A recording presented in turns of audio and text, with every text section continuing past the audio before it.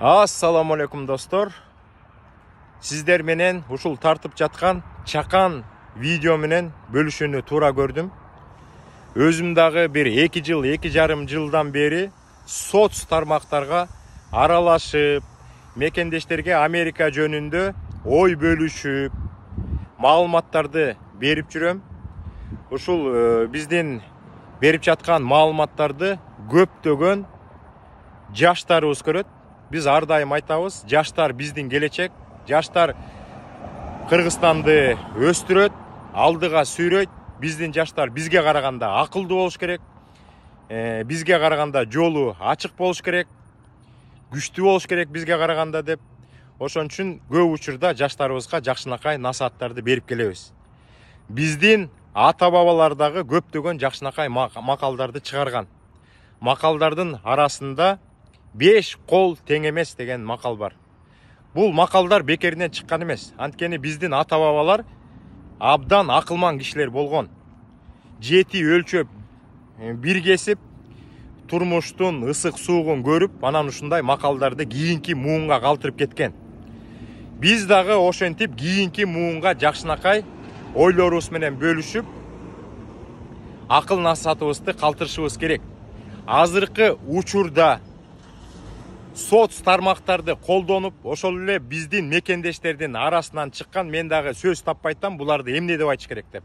Же акылы азыраак, же бир макулук, айбан дагы мындай иштерге барбайт. Айбандан да ылдый турган биздин мекендештер Кыргызстанды азыр уят кылып жатат.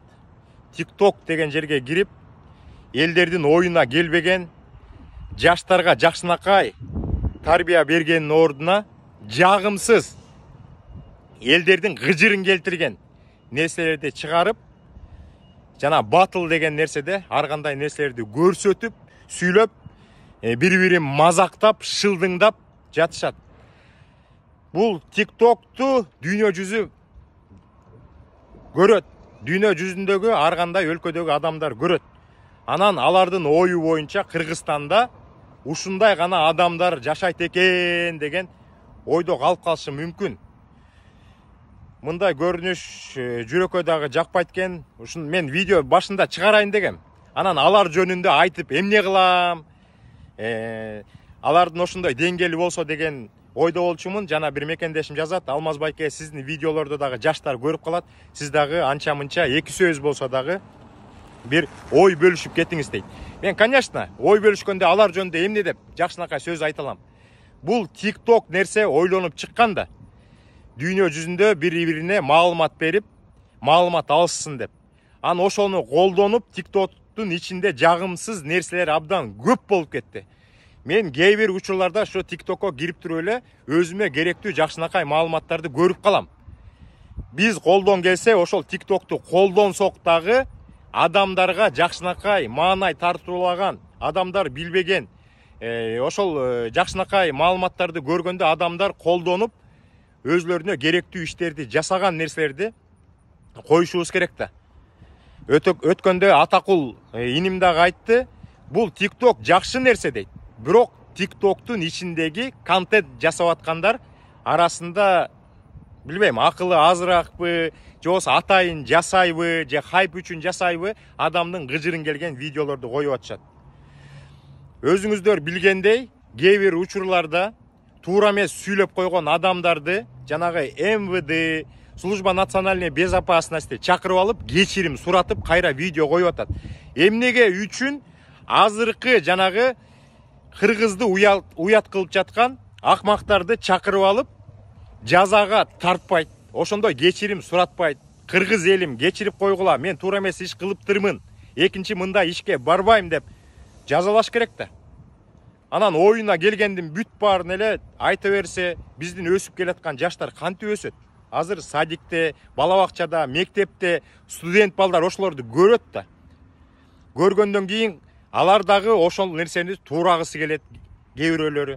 Ошон үчүн жаштарыбызга жакшынакай баягы түрткү болуп, жакшылыкка үндөшүбүз керек. Мен деген айласыздан ой бөлүшүп атам. Алар жөнүндө убактымды кетирип, видео тартпай эле коеюн деп ойлогом башында. Билбейм достор. Комментарийга жазып коюңуздар. Сиздердин оюңуздар кандай? Ошондой макулуктарды, адамга жакшылыгы жок айвандарды кантип токтотуш керек? Жаштарыбызды ошондой нерседен кантип алыстатышыбыз керек?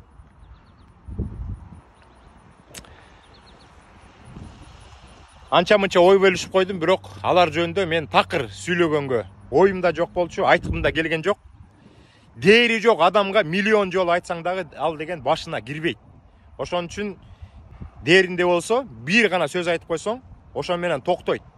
Азыр мен да соц тармактардан көрүп атам, биздин жарандар чакан видеолорду чыгарып, ошол мээси жакшы иштебеген мекендештерге айтып атат, токтоткула, мындай болбойт. Жаман иш кылбагыла, жаштарга жакшы үлгү болгула десе, болбой эле видеолорун чыгара берет. Ошон үчүн биз эмне кылышыбыз керек? Биз такыр алардын каналына кирбешибиз керек, катталбашыбыз керек, комментарий жазбашыбыз керек. Бир гана биздин жөнөкөй жарандардын колунан келген нерсе аларды блокко коюп, ошону менен жоготуш керек достор.